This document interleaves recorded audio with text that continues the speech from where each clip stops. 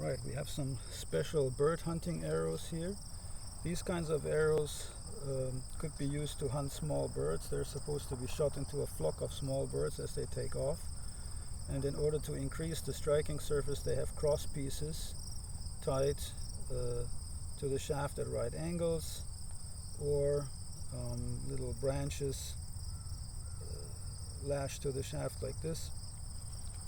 This one has a spiral fletching. The idea is to make the arrow not fly too far. So this should fly strongly for a short distance and then slow down, because if you're shooting up, you don't want this to go too far. These two have regular fletchings, 3 split feathers.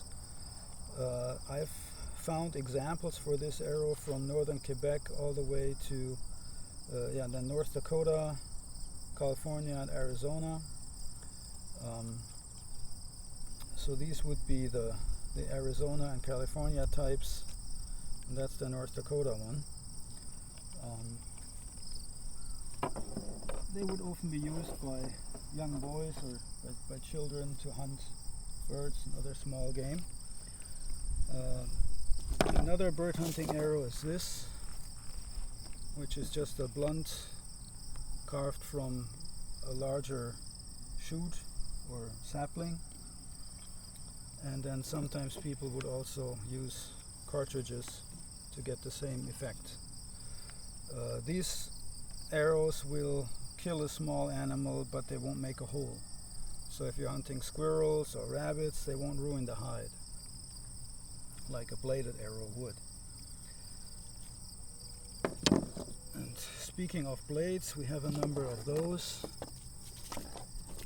Here's a stone point, different kinds of stone points. This one was made by Howard Bowe of the University of Winnipeg. This one came from the Head Smashed in Buffalo Jump gift shop.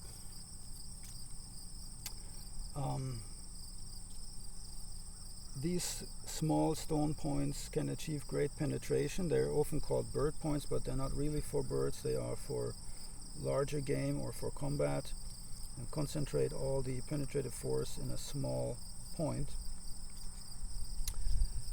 Later, when indigenous people had access to metal, they began making arrowheads from that material. Early ones were similar in size and shape to stone points like this, but eventually they became larger until you end up with fairly sizable bladed arrowheads like these.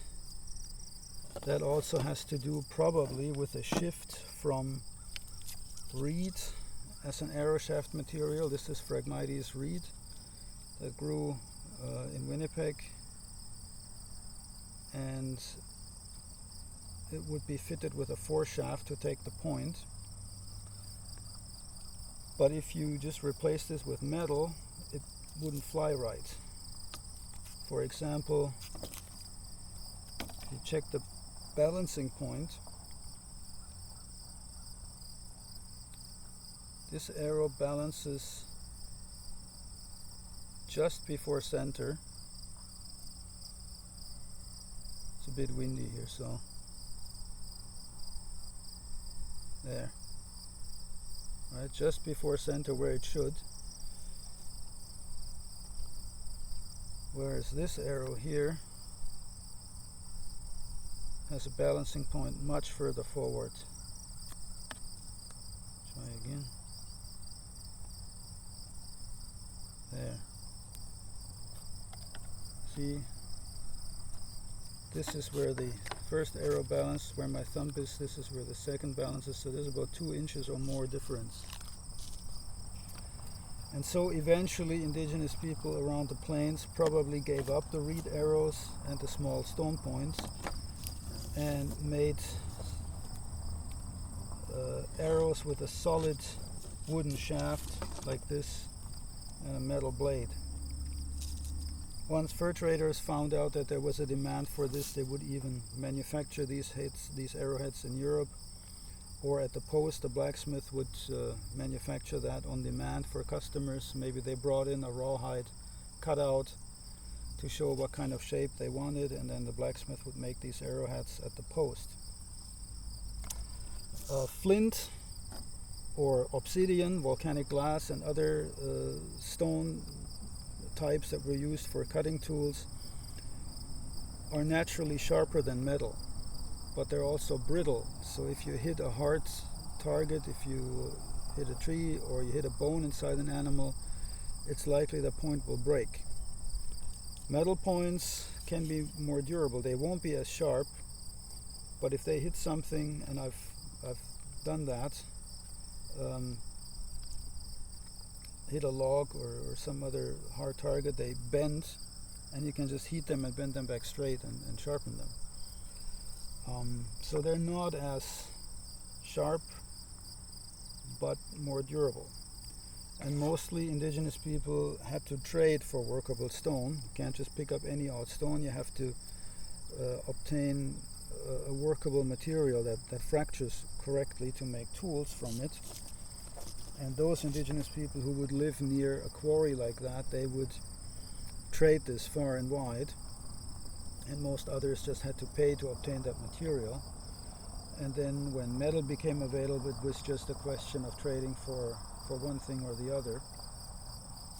So it's not so much any inherent technological superiority or anything, it's mostly convenience that I think leads to this change. But then once people adopt these metal arrowheads, they have to change their arrows, so the entire arrow starts looking different. Right, this is very different compared to that. There's an intermittent phase maybe also where you have bone points as arrowheads, or antler. Antler can be just made into a almost circular, piercing type of arrowhead, which would be good for practice, for example, like a field point. So you can see there are different types of arrowheads for every hunting or combat situation. This is probably similar to what was used in hunting bison on the northern plains in the 18th and 19th century. Some of these are based on existing pieces in the collections at the Manitoba Museum. So I took the measurements and I tried to get fairly close to them, and then we will test their flight characteristics to make inferences on the performance of the originals.